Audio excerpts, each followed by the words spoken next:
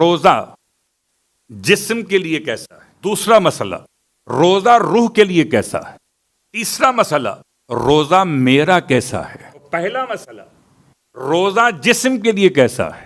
دنیا کہے تو کہے کہ روزہ رکھ کر کمزور ہو گئے، بیمار ہو گئے.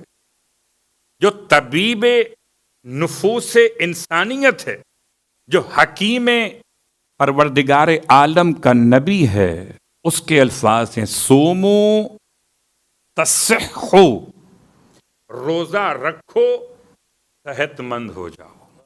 روزے سے پہلے یوں تھے، روزے کے بعد صحت مند ہو جاؤ. اس کے الفاظ ہیں، اس کے الفاظ ہیں، جس سے بڑا کوئی طبیب نہیں ہے کائنات. اللہ کا حبیب وہی، مولا کائنات کا مولا وہی، جس کے صدقے میں خدا نے کائنات بنائی. اس کے الفاظ، روزہ رکھیے صحت مند ہو جائیے. اس کے بعد بھی ہو سکتا ہے میں اور آپ چون و چران کرتے تو شریعت نے کہا اگر بیمار ہو اور بیماری سے روزہ بڑھ جاتا ہو تو ٹھیک ہے، بعد میں قضا پوری کر لینا. اگر ابھی نہیں رکھ سکتے تب بھی روزے سے فرار اختیار مت کرنا. ہاں اگر اس کے بعد بھی امکان نہ رہے تو پھر پورے سال بھر اگر امکان نہ رہے اور صحت کی امید کوئی نہ ہو تو پھر فدیہ دے کر کم از کم ثواب روزہ تو حاصل کر لینا. تو روزہ جسم کے لیے، روزہ روح کے لیے بہترین تربیت. اللہ اکبر. یعنی میں ماہ مبارک رمضان سے پہلے سمجھتا تھا شیطان طاقتور ہے، شیطان جو چاہے مجھ سے کروا سکتا ہے. ماہ رمضان نے مجھے بتایا کہ میں طاقتور ہوں، 11 مہینے وہ حرام بھی کھلا سکتا ہے، اس ایک مہینے میں حلال سے اپنے آپ کو روک لیتا ہوں. طاقتور کون ہوا؟ رکنے والا یا وسوسے ڈالنے والا؟ تو آپ کے میرے لیے ماہ رمضان روح کے حوالے سے بہت اہم. روزہ انسان کی روح کو توانائی بخشتا ہے. اور آئیے اس کے بعد روزے کی اقسام میں 3 قسمیں روزے کی. میرا اور آپ کا روزہ کون سا روزہ ہے؟ اس کو سمجھانے کے لیے مولا کائنات علی ابن ابی طالب علیہ الصلوۃ والسلام کا جملہ سن لیجیے. فرماتے صوم القلب خیر من صوم اللسان وصوم اللسان خیر من صیام البطن. مولا نے روزے کی 3 قسمیں بیان کی ہیں.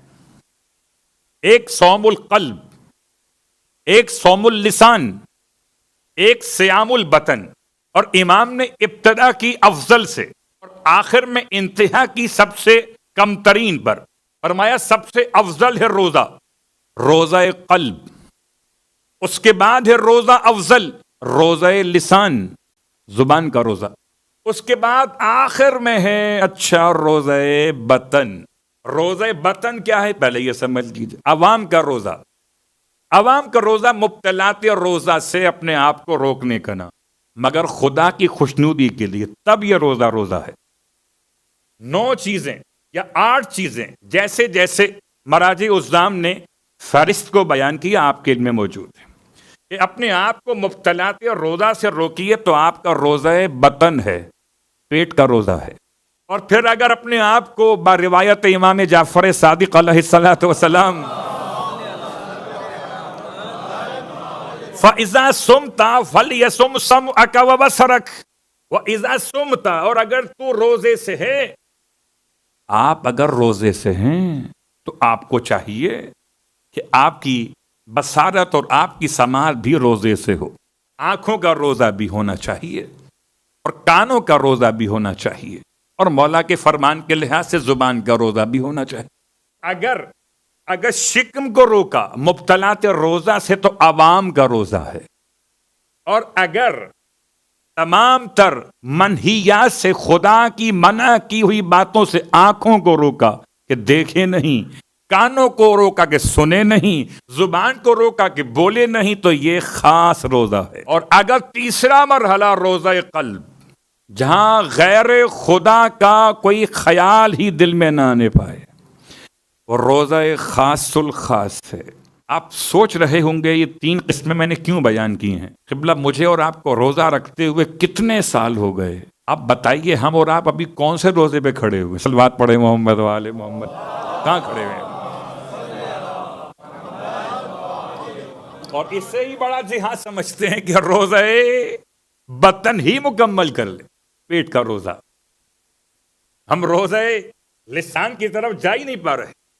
اس لیے خدا سے اپنے حق میں اور آپ کے حق میں دعا کرتا ہوں کہ اس سال ماہ مبارکہ رمضان میں خدا مجھے اور آپ کو عوام کے روزے سے نکل کر کم از کم خواص کے روزے تک تو پہنچنے کی توفیق عطا فرمائے. تو ہو کہ اس سال کوئی خاص بات ہو، شاید کہ ظہور امام ہو جائے، روز روز کا قصہ تمام ہو جائے، تو امام کا ظہور اور ہم عوام میں کھڑے ہوئے ہوں. ہمیں تو خواص میں ہونا چاہیے.